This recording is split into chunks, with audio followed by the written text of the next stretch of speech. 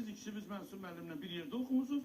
Tacir müəllim musiqi təhsili almayıb, səhv etmirəmsə alıb. Yox, mənlə bir yerdə oxuyub. Sizinlə bir yerdə oxuyub.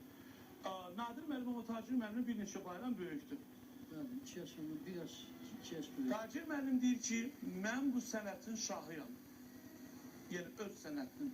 Nadir müəllim öz sinif yoldaşı, qrup yoldaşına razıdırmı bu ilə? Baxın, sizə görə bugün heç də Manat müəllimin adını çəkə bilərsiniz. Tam başqa bu sənətin, yəni bu janrında, yəni milli janrda oxumaq, yəni onu deyir də, nəzər, Bayatı Şirazı biz nəzərdə tuturursa ki, Tacir müəllimin şah əsəri gənc yaşlarında Bayatı Şiraz olub, o da ki, Tacir müəllimin 10 yaşı olanda olub. Bugün Tacir müəllimin 50-dən çox yaşı var.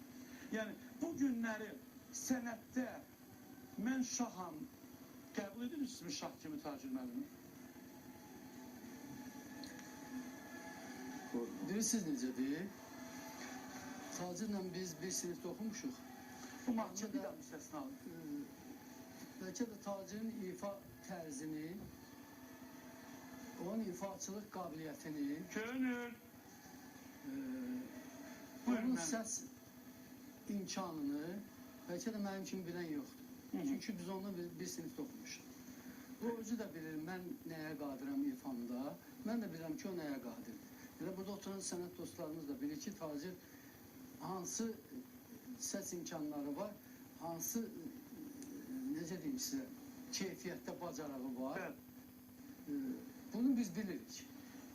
Onda razısınız, bu razı değilsiniz. Hansısa bir məsələdən ola bilsin ki, Tacir, ne diyeyim, əsəb... Yo, əsəbi deyildi.